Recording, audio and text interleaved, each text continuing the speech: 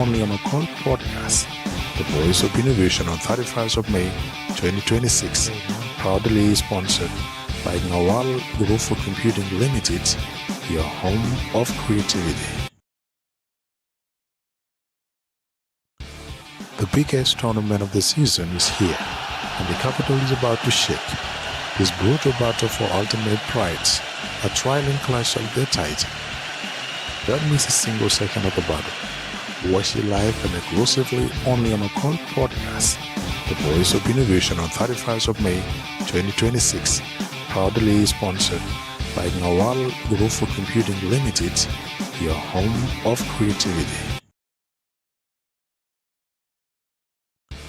The biggest tournament of the season is here, and the capital is about to shake. This brutal battle for ultimate prides, a trialing clash of their title. Don't miss a single second of the battle. Watch it live and exclusively only on Akol podcast, the voice of innovation on 31st of May 2026. Proudly sponsored by Nawal Group for Computing Limited, your home of creativity. The biggest tournament of the season is here, and the capital is about to shake. This brutal battle for ultimate prides, a trialing clash of their title. Don't miss a single second of the battle. Watch it live and exclusively only on Akol podcast, the voice of innovation on 31st of May 2026. Proudly sponsored by Nawal Group for Computing Limited, your home of creativity. The biggest tournament of the season is here, and the capital is about to shake. This brutal battle for ultimate prides, a trialing clash of their title. Don't miss a single second of the battle. Watch it live and exclusively only on Akol podcast, the voice of innovation on 31st of May 2026. Proudly sponsored by Nawal Group for Computing Limited, your home of creativity. The biggest tournament of the season is here, and the capital is about to shake. This brutal battle for ultimate prides, a trialing clash of their title. Don't miss a single second of the battle. Watch it live and exclusively only on Akol podcast, the voice of innovation on 31st of May 2026. Proudly sponsored by Nawal Group for Computing Limited, your home of creativity. The biggest tournament of the season is here, and the capital is about to shake. This brutal battle for ultimate prides, a trialing clash of their title. Don't miss a single second of the battle. Watch it live and exclusively only on Akol podcast, the voice of innovation on 31st of May 2026. Proudly sponsored by Nawal Group for Computing Limited, your home of creativity. The biggest tournament of the season is here, and the capital is about to shake. This brutal battle for ultimate prides, a trialing clash of their title. Don't miss a single second of the battle. Watch it live and exclusively only on Akol podcast, the voice of innovation on 31st of May 2026. Proudly sponsored by Nawal Group for Computing Limited, your home of creativity. The biggest tournament of the season is here, and the capital is about to shake. This brutal battle for ultimate prides, a trialing clash of their title. Don't miss a single second of the battle. Watch it live and exclusively only on Akol podcast, the voice of innovation on 31st of May 2026. Proudly sponsored.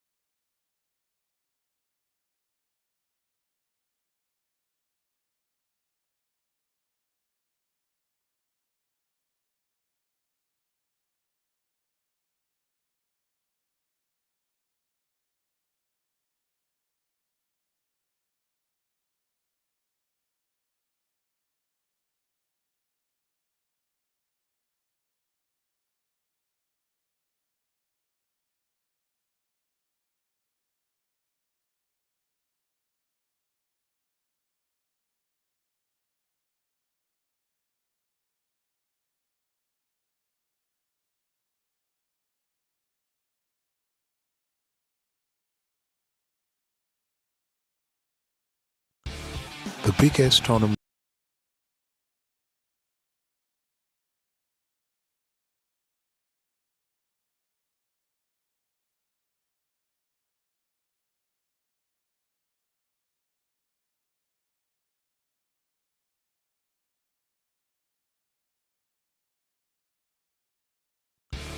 The biggest tournament of the season is here, and the capital is about to shake.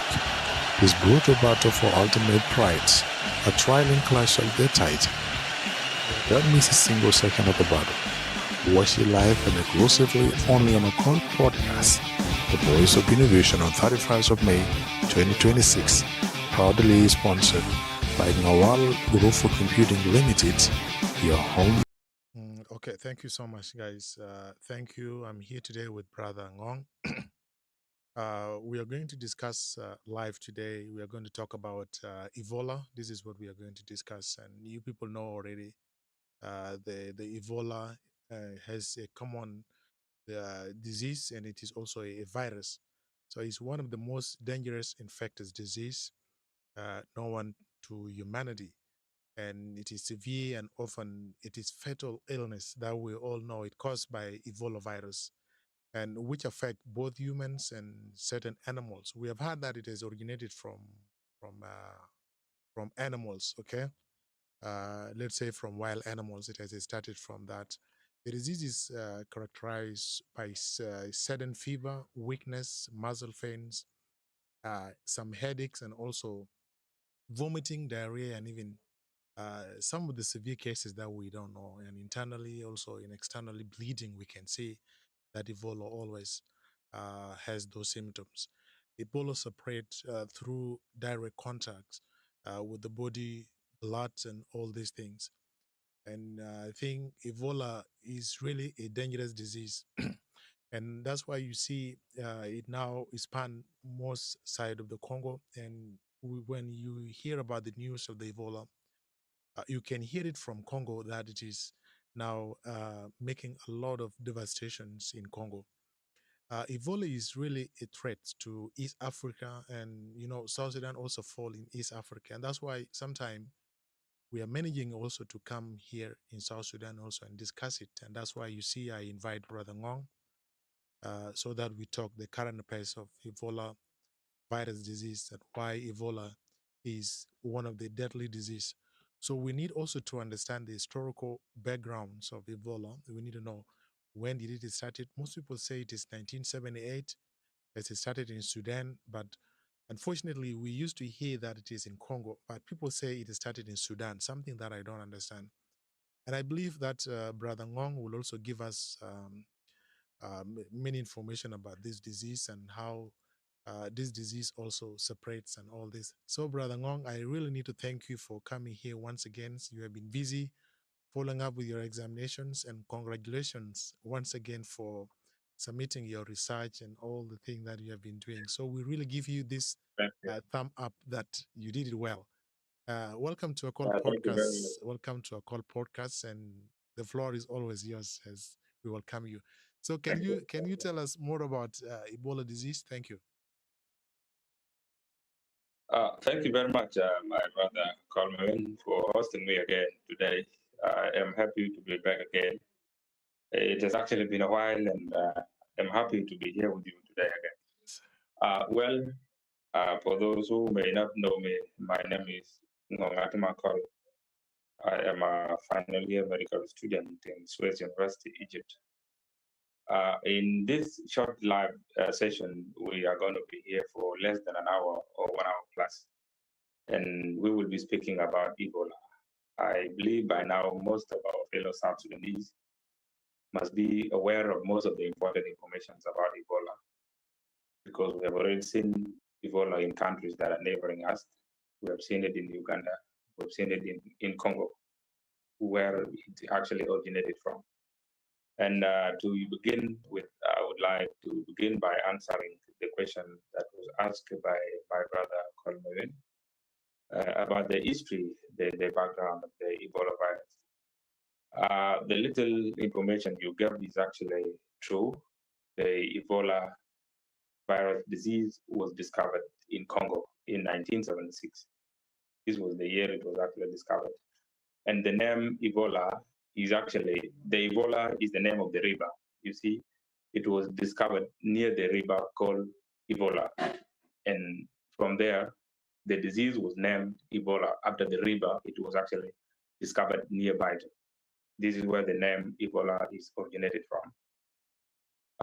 And then in Sudan, it was later after discovery made in Congo, where it was later discovered in Sudan again. And then they could find out that the same thing they found in Sudan is the same Ebola that was discovered in Congo already.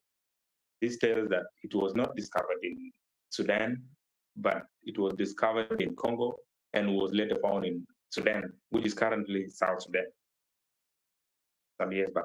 So this is the little history about the Ebola. Okay. And Indeed, of course, if this is the short historical backgrounds of the Ebola, because in science, I think we know that we need to know the disease, the name of the disease, and also the period that it has originated, because we have many viruses in the world, and all these viruses like coronavirus and all the viruses that we know, they have their own originations, and that's why we dig it from historical backgrounds of the disease. So it's really good enough that you have given us this information, and it's because it's one of the confusion that we used to find. And in my science subject when I was in high schools, we really have these confusions of Ebola disease being emerged in Sudan and also in Congo, but they said it is a confusion, of course. Like, where do you say it, that it was first found it in Congo, Congo. and then later on it was found in Sudan.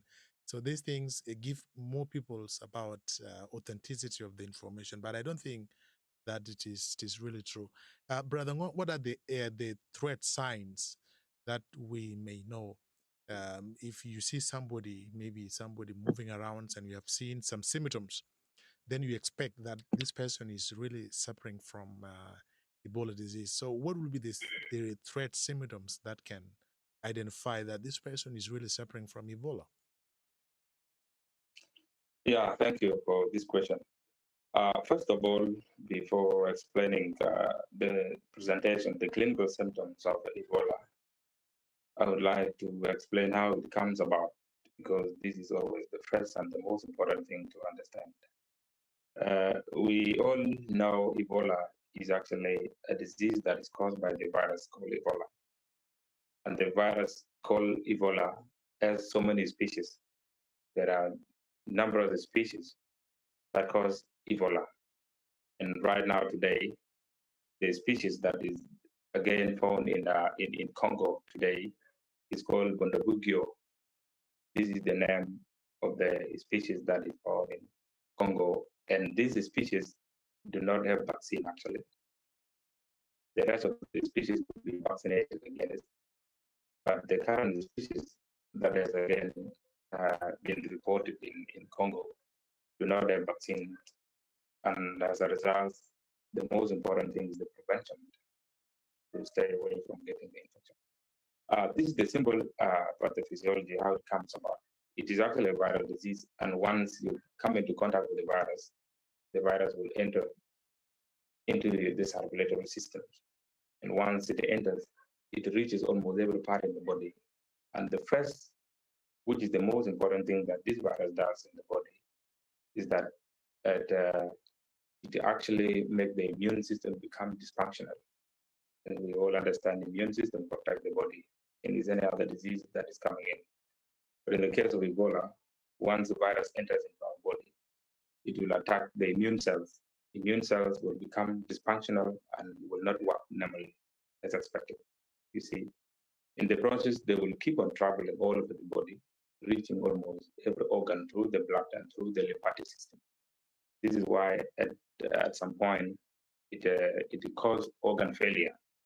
You may have renal failure, you may have kidney failure, you may have heart failure, and so many other important organs in the body. They fail because of the virus that is being disseminated all over the different parts of the body. This is how it happened. Coming to the clinical presentation, the question you asked, well, The most important thing in the case of Ebola is that this clinical presentation or these symptoms are not specific. There are no specific symptoms for Ebola. They are just the same like the symptoms that are seen in the case of typhoid, symptoms that are seen in the case of malaria, and in the case of any other infections. These are fever. When you have Ebola, especially in the first few days of the infection, you will develop fever. You will develop body pain, general body pain. The body weakness will also be there, and headache, a headache that is very severe. These are common presentations that are seen in the early stage of the Ebola virus infection. And then later on, after some times, it will develop to another symptoms. It will result to vomiting. You will be experiencing vomiting a lot. You see, there will also be diarrhea in that case. You will also experience some rashes on the skin. You see, these are the late symptoms that are seen in the case of Ebola. And in more severe cases, which is actually a bit rare, it's not that common, and it's not every case of Ebola that results to bleeding, random bleeding that comes out from the ear, that comes out from the eye, that comes out from the mouth and the nose. You see, all the openings of the body, bleeding comes out from them. But this is a bit exceptional because it's not every case of Ebola that present with uh, bleeding. But yes, it may happen, but not in every case. This is another important information that should be taken. And the reason I'm emphasizing on this is that if people get to know, or if they hear that unless there is bleeding, your case is not Ebola, then many people will not take care of themselves. They will experience these symptoms and then fail to go to the hospital because they do not bleed. So it is important that when you start to experience these symptoms, yes, they are not specific for Ebola, but you are at risk, and therefore you must go for clinical assessment and make the tests, especially if you come from a country that is highly risky, country like Uganda, country like Congo, where it has originated from. And most importantly, it's South Sudan, because right now I see a lot of people coming from Uganda to South Sudan, and I'm not sure if there is an assessment that is done in the border to assess, like to make some tests for those who are entering South Sudan. I don't think if this is there, and this is why it is truly important that awareness is created in South Sudan, because there are chances that this Ebola will reach our country anytime soon. So this is it. Okay, that is good. This is really good, and there is one thing that I also want to ask Dr. Ngong. Of course, you have said a lot of things, and you have also educated us the clinical symptoms of the Ebola, and you have also tell us about the species of this virus. And you know that, of course, yes, because any virus must have a species so that it should be identified, and also to get the diagnose, and also to get all the vaccinations. So without specifying the species, I think you will not get vaccinations, and you will not get even the treatment. So you need first to find the exact species that is now attacking the organs and also all these things. Thank you so much for giving all these medical informations for us to know how to deal with this Ebola disease. There is one thing that I also want to ask, and I think many people will also ask these questions. Why is Ebola becoming more dangerous in Congo? Does this mean, of course, yes, you can find it in Congo, you can find it in Uganda, you can find it in South Sudan, of course, yes, inside of Western Equatoria, because these are the borders with Congo. And I don't know why this disease become a major problems in Congo. So what does it mean? Why is this Ebola become a major threat in Congo today instead of Uganda and South Sudan? Is it that there are many preventions being exercised by South Sudanese and Ugandan? Or does this mean that Congolese are not well aware about this disease and they don't know how to take care of the disease? Yeah, this is a good question, and it is actually a question many people ask why it is commonly seen in Congo. Well, the first and the most important thing people should know is that initially it was discovered in Congo, you see. And another important thing that I want people to understand is that this virus is actually transmitted from animals to human beings. This is a very important information. What do I mean? The most common host that keep this virus is actually bats.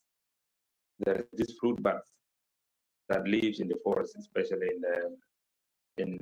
I think we also have it commonly in South Sudan. We have it in South Sudan too. This fruit bats is an animal that carry this virus.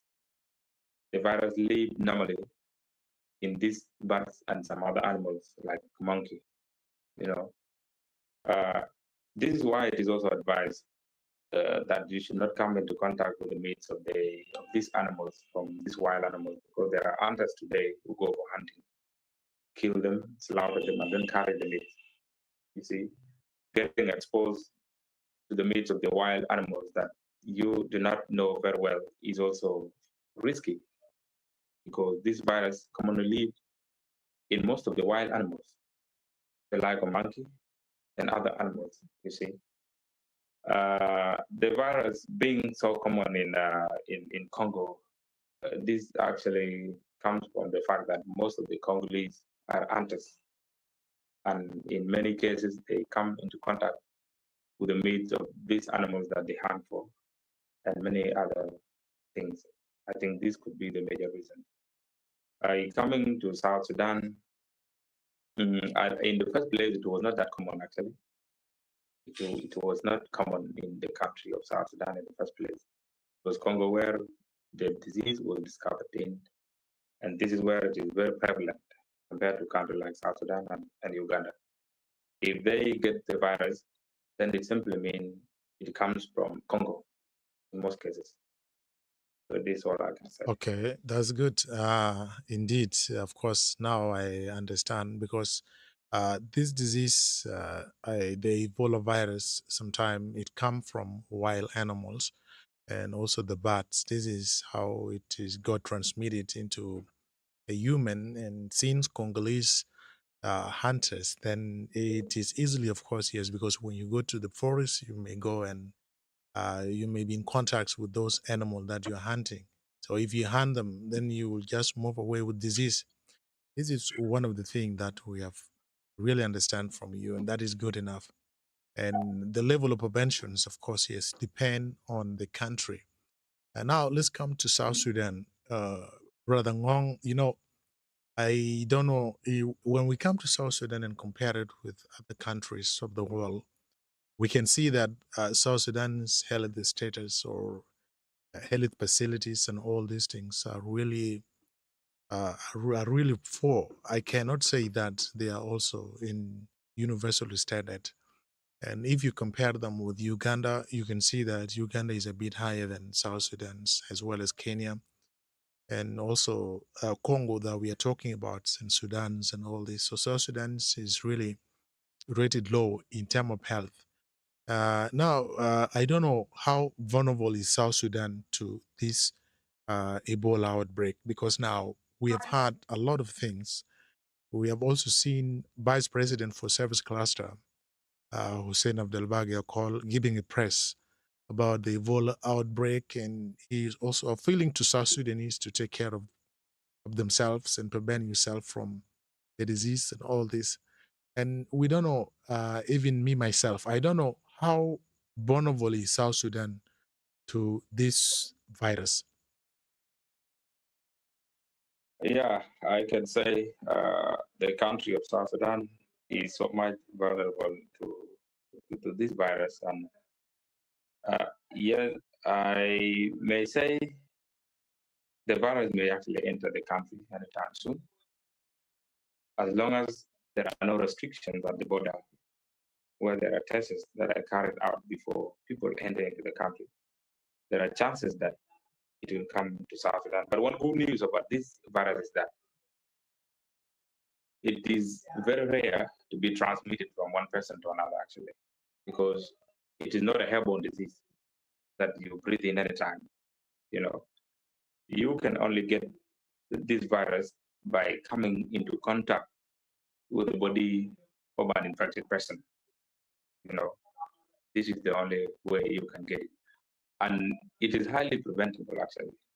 If you really want to prevent uh, the virus, you can prevent it. Because if the only way of getting the infection is by coming into contact with the body of an infected person, then this is something you can prevent by any means. People who are at risk of getting this infection are health workers, because every day they will be exposed to the patients. Doing examination, they will be able to touch the patients by their hands, and coming into contact even with the sweat of someone who is infected is highly risky, you see.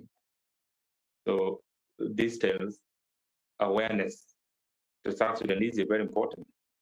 If people get to be informed about mode of transmission and how to prevent this virus, then I think many people, whether you've gone to school or not, you will be able to know how to prevent this virus.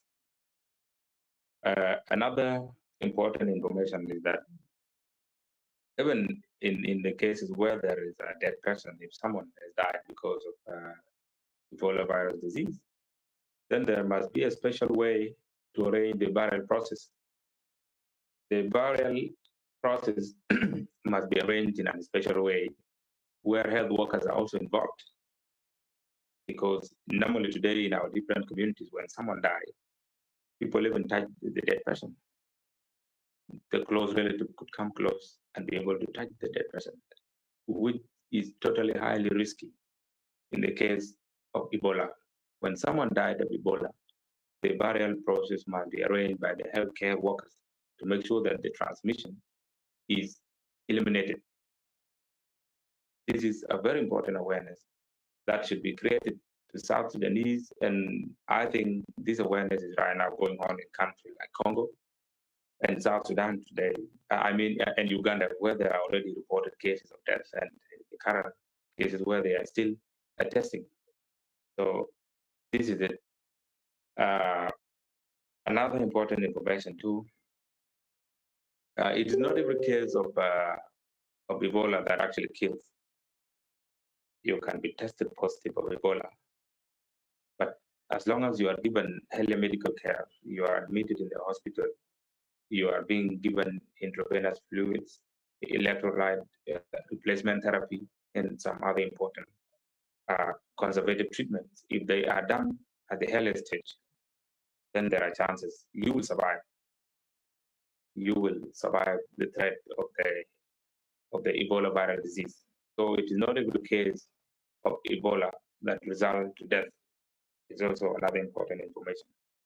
But still, even if there is this fact, people should protect themselves. People should make sure that they practice the preventive measures by making sure they do not just come into contact with anyone. This is very important.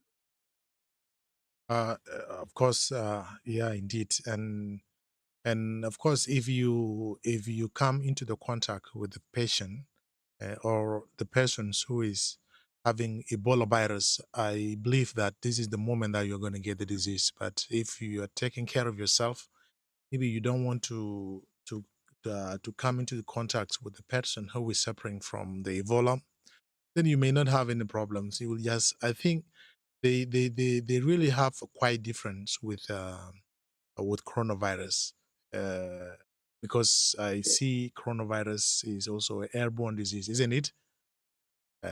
And Yes, it is a airborne yeah, it disease, is an but airborne disease, Ebola is not a airborne and disease. Ebola is not an airborne disease, so which is quite a bit Yes. simple, and is also very good enough. It's not the same with that. Indeed, yeah. Some of us, we are lucky because we are not working in hospitals. Maybe people like you, medical personnel, these are the people that may suffer from this disease, but it's fine. Let's come to East Africa, Brother Ngong. This disease, it is now spreading, and we have seen how it has also exaggerate Kenyan politics and all this.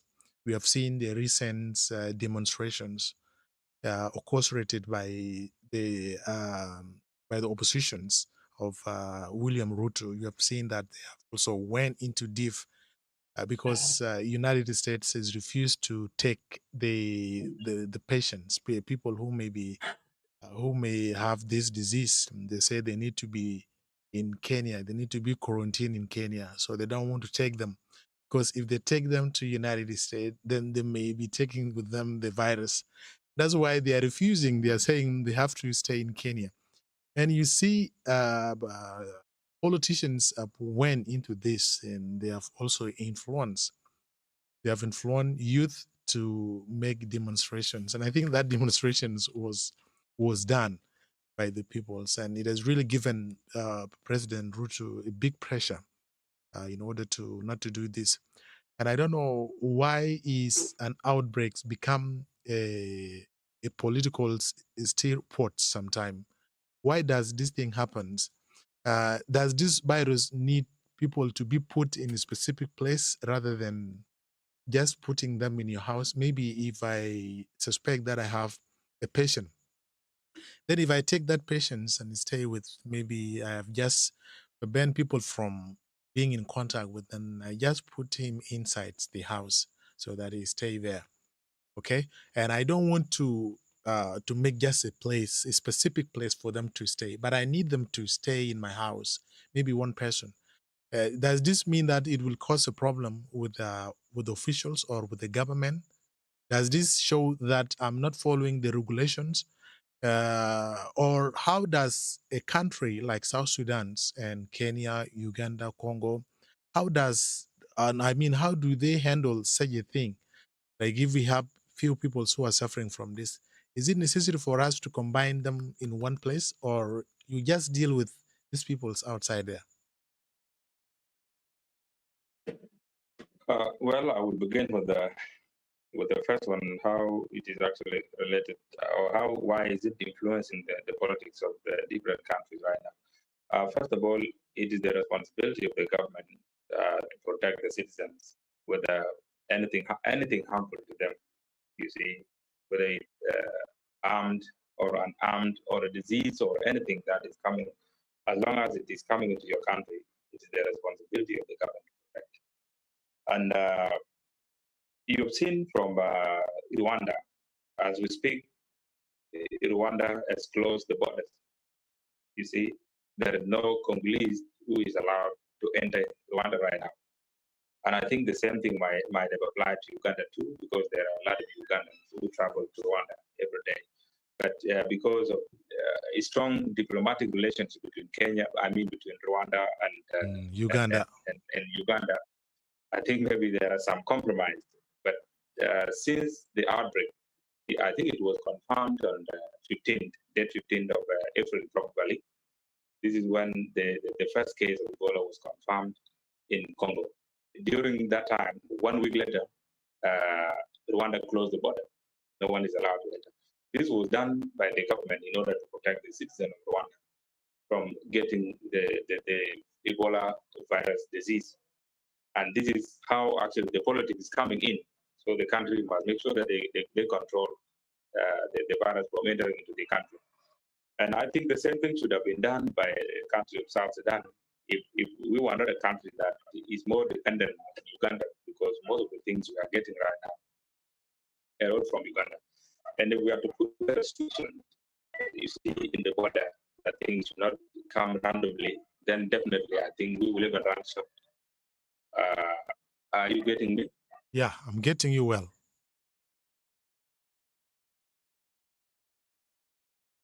Yes, I'm getting you wrong.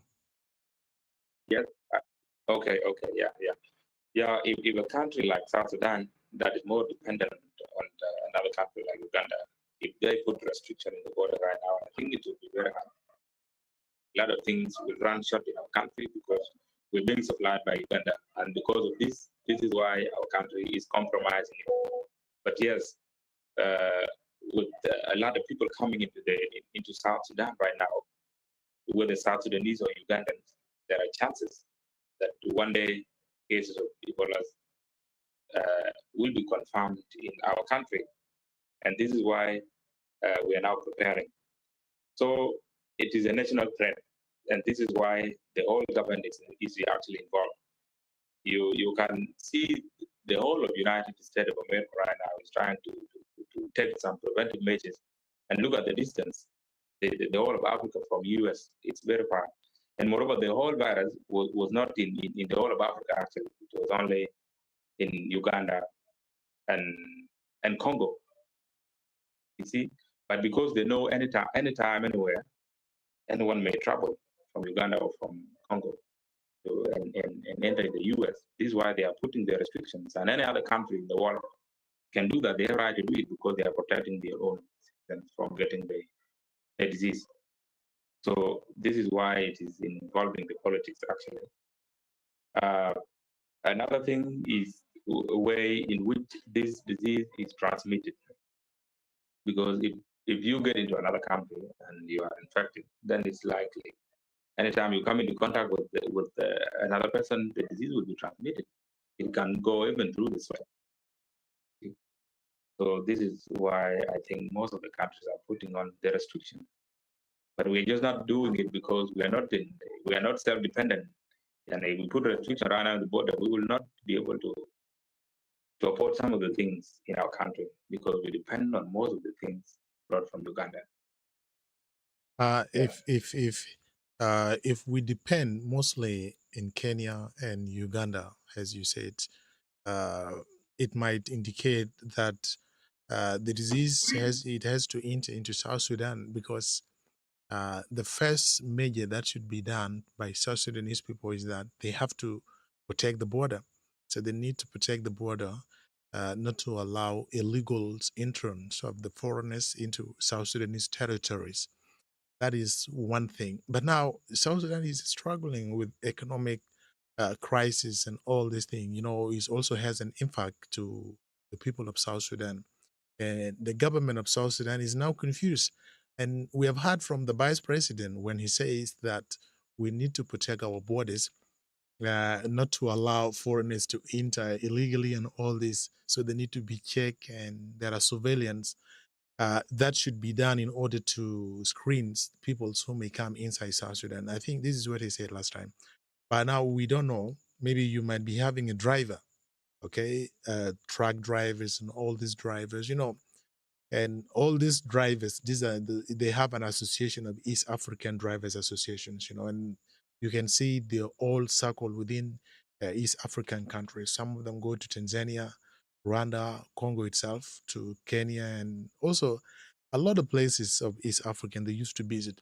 And I don't know how prepared is South Sudan to combat this disease, because we have not seen some of the measures being put by South Sudan's government to prevent the disease. And I don't know whether you know something about this. How prepared is South Sudan to combat this disease, not to separate to the country? Thank you. Yeah, thank you. Yeah, I think recently I've seen some post from the page of South Sudan Ministry of Health that they received some donation from Adud Salva Kiir, which I think this donation was meant to establish the centers for making sure that those who are infected or the patients of Ebola are isolated or are given medical care that is needed Where? until centers are supposed to be made separately. If there is a space, they have to make sure that this is where suspected people who are suspected to have infection are tested. And if they are tested positive for the Ebola virus disease, then they have to be admitted straight away. They should only be dealt with healthcare workers, because healthcare workers are already informed on the preventive measures and what to do so that they do not get the infection. Because if they are not careful too, then they may end up getting the infection. You know, so this is what every government should do actually, and this is what I think is also being done in Kenya now, in every country apart from Sudan. But yeah, they are trying. I've seen something. They are trying to make sure that they get ready to intervene in case there are cases of Ebola virus disease that are reported or confirmed in South Sudan. I think they will try the best, but if it's not really going to help, they will try. But the most important thing is to create an awareness, to make sure that awareness is created to almost everyone so that people get to know this better. You can be experiencing a headache, fever, the body pain, and you just assume it's normal malaria because this is something that is so much common in our country. You end up taking drugs for malaria and you don't test for Ebola. At some point, it complicates to more conditions that is maybe life-threatening, and at some point, you may even die suddenly. You see, in this case, if people are not aware of the Ebola virus disease in the country, they may think the patient is dying of a normal condition, any other disease that they already know, or a natural death. As a result, the burial processes will be done at the community level. And in this situation, there are chances that most of the people will get infected with the virus because they will be able to come in contact with the body of the dead person that they do not even know the cause of the death. You see, this is why awareness right now is very important in a country like South Sudan so that everyone stay informed about Ebola and how it is prevented. So this is what I think should be done by everyone right now. Okay, that's good. My first questions about this was about to be the officials who are going to take care of this. I mean the health workers. But I think you have already answered how the government of South Sudan is going to be ready with this disease and the awareness that the government of South Sudan has also put forward to the health workers to prevent themselves from taking the disease. I think it is right from there. Now we are coming to the these questions about the treatment of the Ebola, because we have been talking about the cause, we have been talking about origination and historical backgrounds of the disease. Now we are coming to the treatment of the disease.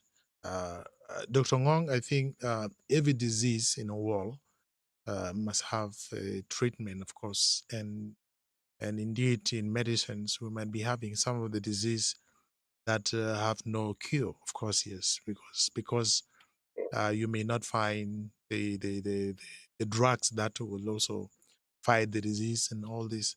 So sometimes the health workers also make an awareness for prevention to be the first thing that you can do in order not to come into the contact with the disease.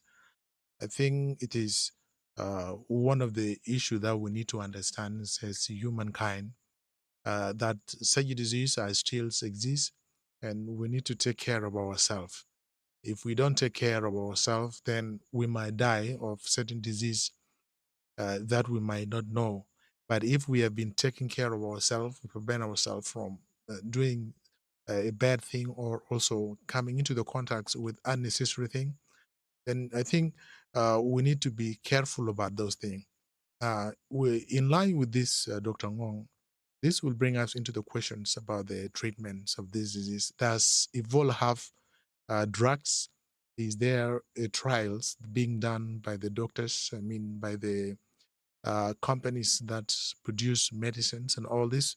Is there a drug for Ebola, specifically for Ebola, but not just for pain relief and all this, but the specific drugs for Ebola? Is there a drugs for Ebola? Thank you. The simple answer is no. Currently, there is no drug that is approved for Ebola viral disease. This is the simple answer I can give. What is available right now is a vaccine for some specific species of the Ebola viral disease, not all the species. And currently, the one that was discovered in Congo recently has no vaccine actually. You cannot take vaccines against this current species that is discovered in Congo. Previously, the first one that was discovered, the first outbreak, there were vaccines that are available against the first species, but the current one has no vaccine and there is no cure for Ebola virus disease. But there is management, and I want to differentiate between cure and management or treatment. Treatment simply means that the symptoms are reduced, you see, but does not always mean the disease itself is totally eradicated. It is cure that is when the disease is totally eradicated. But treatment or management just deal with reducing the symptoms, making sure that the patient is stable. So yes, there is a way in which it can be managed right now, but there is no cure. You can only manage it by making sure that the patient who is confirmed to have the case of Ebola is actually admitted and is given intravenous fluids, you know, in order to replace the fluid that is lost through vomiting and through diarrhea. So the IV must be given to replace the fluid and the electrolytes. This is a very important thing that should be done. In case there is also bleeding, then in severe cases where the patient is still okay and patient is conscious, they can also give blood. It is possible. It can also be done that way. As long as the condition is being managed, the patient will be able to survive. And not every case of Ebola that resolves to death. Okay. Of course, indeed, yeah, because I think management sometimes is good as one of the principles in medic. You need to prevent. Prevention is better than cure because if you prevent something, it means that you are preventing it not to attack you. But if you allow something to attack you and then you prevent it, that thing it make no sense. I think you said something good enough. Now let us dwell into these treatments. Are there a trial being done by the companies to produce the vaccines and also the treatments in order to eliminate this disease? Because seeing it is a deadly disease, so it has to be eliminated because it is now killing a lot of people. But this will also bring the conceptions about the problems that we are facing as Africans.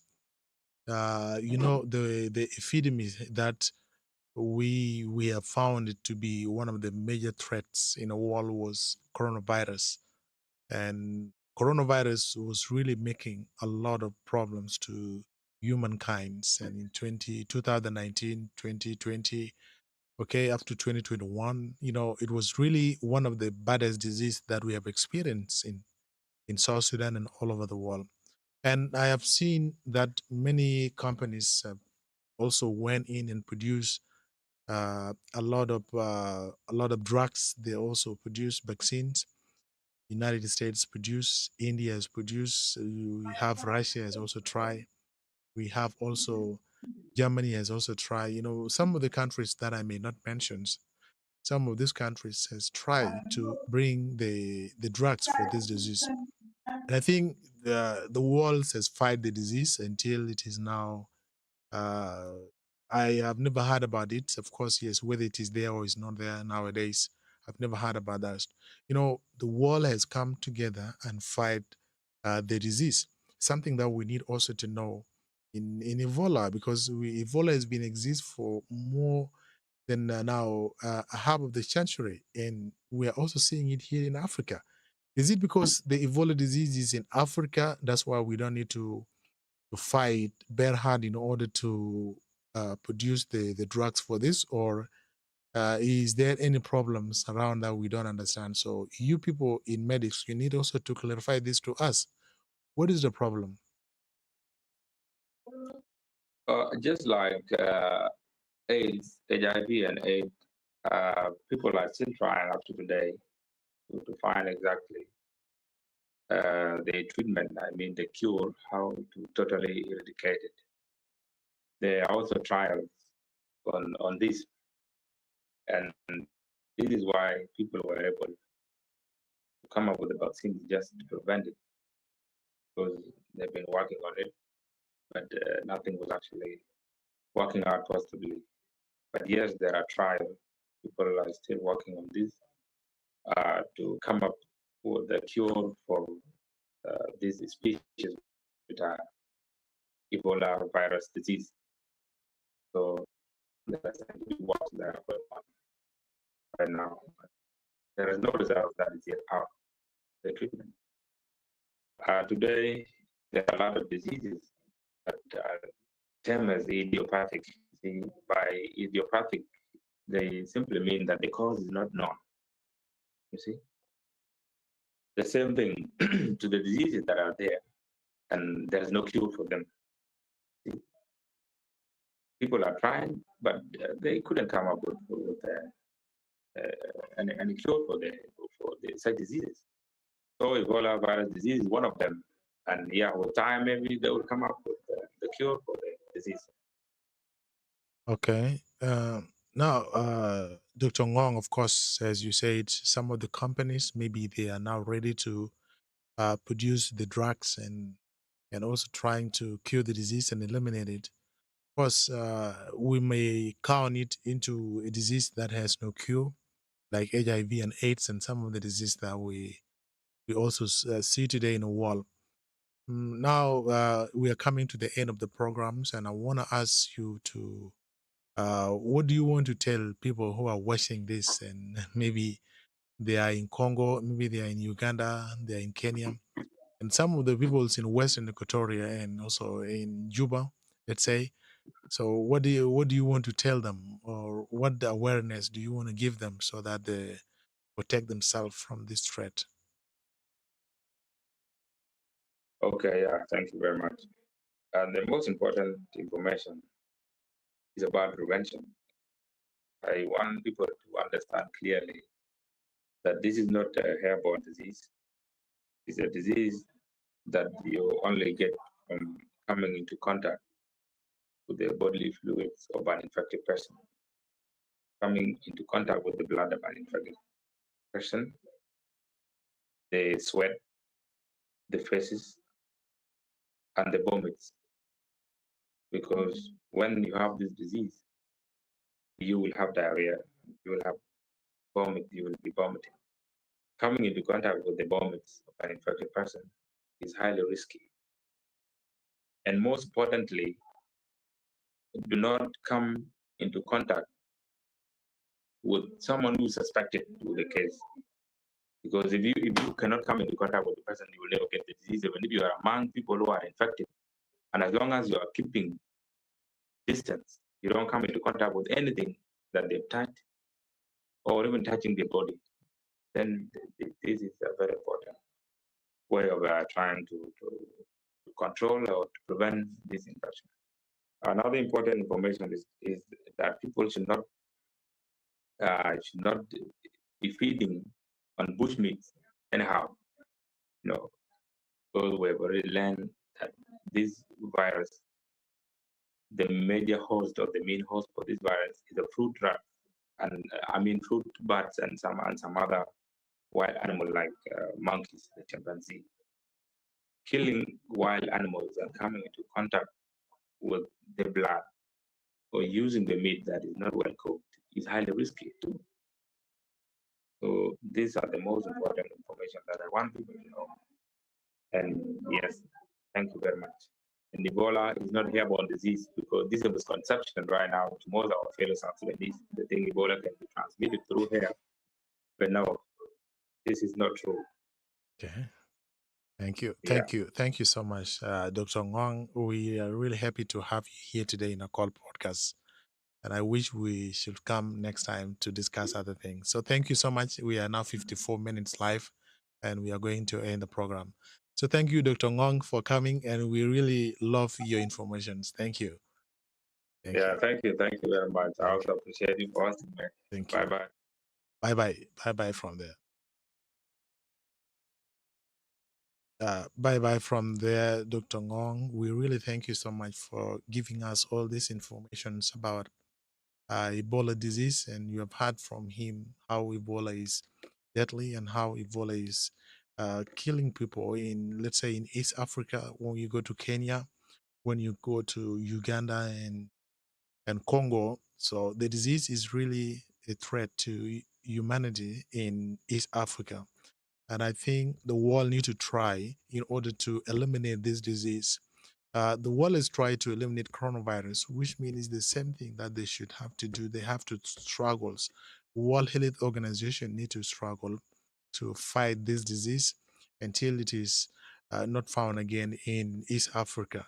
And we don't know why we used to find this disease only in Congo, but not other countries. So this is one of the things that need to be researched. We are also failing to World Health Organization to apply many research and many technical peoples in order to find out the problem that is facing Congolese. Because Congolese are really suffering from this disease. It has been staying with them for half of the century right now. And this thing is still killing a lot of people. And this killing it used also to go to the borders of to the neighboring countries, like now Uganda is having the same issues. And you go to Rwanda, you can see they have the same issues. You come to Sudan, they also have the same issues in South Sudan now. So you can see this disease is now making a lot of problems to humanity in these countries, and something that World Health Organization should try in order to fight the disease. But of course, we understand that if this disease is not spreading throughout the world, then the world is not fighting it. This is what we are finding. But of course, this Congo, South Sudan, Uganda, and Kenya, all and also Rwanda, all these countries are countries of the world. So a world should fight in order to eliminate this disease. Otherwise, this disease will also spread to rest of the world like coronavirus. So why does world fight coronavirus and not Ebola? Is it because it is just always focusing on four countries of the world? So we need World Health Organization to fight this disease, bringing the vaccines, because we have seen many species they have been given their own vaccines, but still this species was not given a vaccination. So we need a world also to fight very hard to find the vaccines and also to find some of the drugs for the treatment, like what they does to coronavirus, because it's the same thing. So that's why I brought Dr. Ngong in order for us to discuss this here in our call podcast today. We have been informing our members of East African about the disease and how the disease uh, also separate from one person to another person. And we have heard from Ngong that this disease doesn't separate from one person to another through airborne. I mean through air, but it keep moving through the fluids. When you come in contact with the fluid of the patient, this is how you can also get the disease. You can get the disease through the bloods. You can get the disease when you come into the contacts with the wild animal and the rest of the thing. But you need to prevent yourself from getting the disease.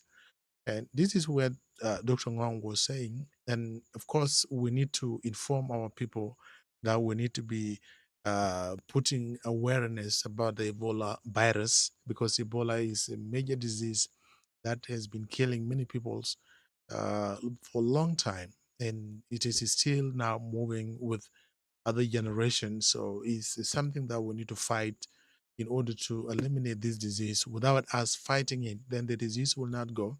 The disease will keep continuing till the next generation come. So we need to have this awareness. We need also to keep our people safe from this disease. We need to keep our borders. We need to keep them also putting some surveillance, not to accept illegal peoples who have not been screened to enter into South Sudan, because when they enter into South Sudan, they will spread the virus and the virus will now attack people. So we need to be careful about that. The people in the border need to be taking care of this. That's why you see we have been discussing this with Dr. Ngong Atem, and Dr. Ngong has given many information about this disease, including the treatment, including also the clinical symptoms of the disease and the historical background of the disease. So you've heard a lot from him, and thank you so much. Remember, this is a call podcast, The Voice of Innovation, and it is free. It is a free platform for every South Sudanese people, and for everybody that need to join here. You can just text me on my Facebook. You can just um, DM me and DM my messenger, and then we'll just find the time, and then we have a discussions. It is only a conversation. It's not for politics. It's not for anything else, but it is for conversations. We just converse, talking about social issues. We talk about medics. We talk about technology and the rest of the thing that we are suffering from here in South Sudan. And that's why you see, I always bring people so that we discuss all these things.